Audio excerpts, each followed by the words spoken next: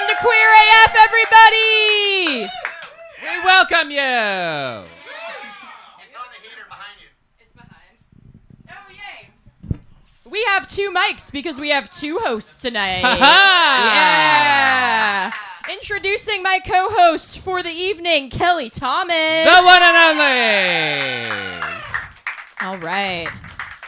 So this is our rave show, everybody. Are you ready for a rave? I have poppers in my backpack if anyone wants any. We also have glow sticks, candy necklaces that are for children, so they're more like bracelets. And we have pixie sticks. So knock yourself out, and if you don't have any on your table, there's some in the back and on the counter, so go ahead and grab some. We also have a table up front. I invite you all to take it if you like. It is available, and we like to get cozy. And we won't make fun of you. It's not a trap. It's not a comedic trap. No. Listen, I'm a middle school counselor. I like to force the children to sit up close, you know? Yeah. So, and you're my children tonight. We will take care of you. Okay. So since this is the rave show, I would like to set our rave intention tonight. Is that okay? Yeah. So, we're going to lay some ground rules. Yeah. So I'm going to read an excerpt from a book by Mackenzie Wark. If you haven't heard of her, she's an amazing trans writer and professor. And actually, my good friend and ex-wife, Norma Jo, introduced me to her. And she's our DJ tonight. So this is her book that I've been borrowing for like 6 months to a year probably and haven't given back. Totally read it. I'm about here. All right. Okay. So this is called Raving. Naturally. Okay, so I'm going to read this part where Mackenzie Wark talks about the different types of people at raves, okay? Well, actually, we'll start here. Raves serve a lot of needs, interests, and desires. For distraction, entertainment, exercise, dating, cruising, and so on. Those might be met by other practices just as well. I'm interested in a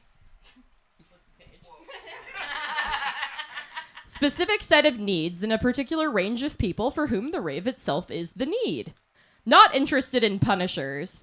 Even less in what my friend calls coworkers. People who just want a night out so they can talk about it around the office on Monday. Ew, right? Ew, the office. We all know them. Yeah.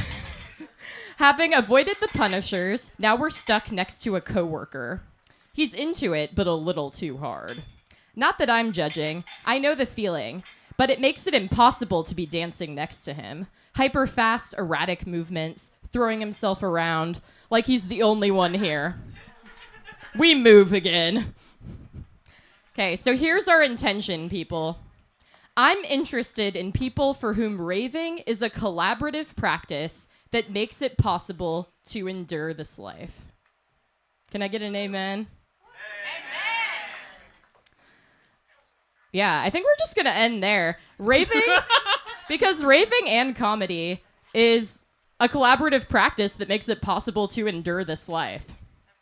So that's our intention tonight. We're going to have fun. We're going to laugh. We're going to get fucked up on life. Maybe some of you are drinking. You can get fucked up that way. I invite you to do that. You could snort some pixie sticks tonight if you like. Mm-hmm. If you end up going to the emergency room, don't blame us. I can't legally afford it. And Kelly... You know, now that I'm thinking of it, what do you even wear to a rave? Am I dressed like I'm going to a rave? No, honestly, you don't. And if I were to take a guess, I would say that you probably have a costume reveal.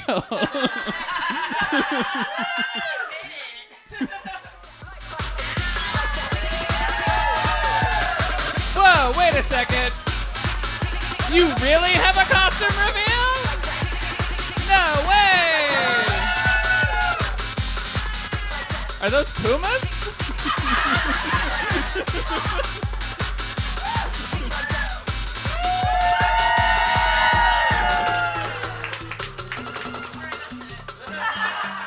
I came in the clothes I decided to wear. I'm sorry.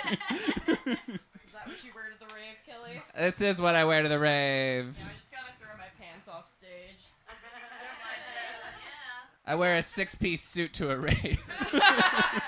I don't know how people make stripping sexy. I'm just kind of like, oh God, I have to take my shoes off, and where do the clothes go? No, it was all hot. I was completely turned on the whole time. You're so affirming, everybody. All right, so we are going to be looking out in the crowd tonight to see who is the raviest of the ravers, and you might get to go home with one of our 3 boys up here. We've got some inflatable alien friends. And yeah, we're going to be gifting these out. We might throw them and have y'all like toss them around like beach balls at some point. So get ready for that. Yeah. And the show's still young, so if you don't feel like you're raved enough, I feel like I drove past a Target on the way here. Yeah. Nothing says queer rave like Target, right? Target. All right, y'all. Are you ready to get this show started?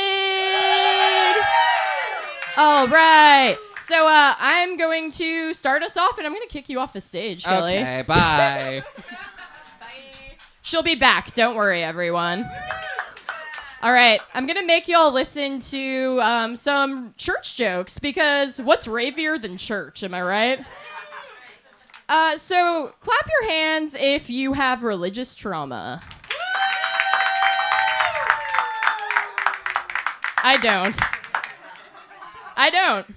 But I wish I did. I have a lot of secular trauma, okay? Because I was raised atheist.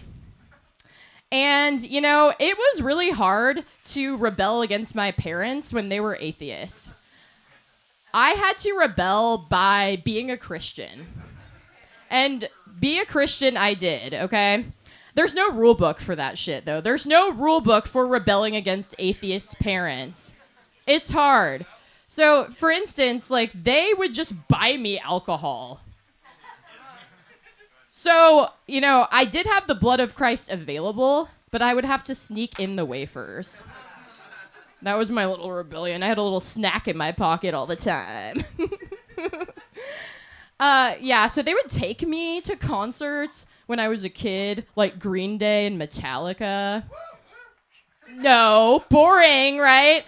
I wanted to rebel, so I would sneak out at night and go to the Sunset Presbyterian Youth Group concert.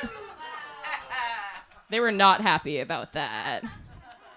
My parents were super chill about sex and birth control. So you know what I did to rebel? I didn't have sex till I was 19. That'll show them, huh? And of course, this wasn't just a rebellion against my parents. I also had to fight philosophically. And that meant that I was fighting science. Fuck science, am I right? Who needs that shit? Who needs that shit? You know, it's like a hypothesis that you like test, and there's controls, and you have to get like test results that you can replicate. That actually sounds pretty solid, doesn't it? It's kind of valid.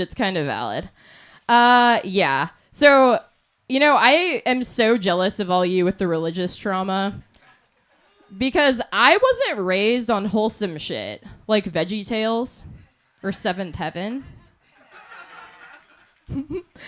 Seventh Heaven got kind of sexy, actually. Yeah. No, I was raised on the X-Files, which is why I have attachment issues, because trust no one. But I have the avoidant attachment type, which I think is the sexiest type, right? Obviously. Yeah, no, so I was raised on that shit. I was also raised on Nickelodeon cartoons that were fucked up because they had those secret sexual innuendos, like Rocco's Modern Life or Ren and Stimpy. And those cartoons made me really want to believe in God because they were so scary.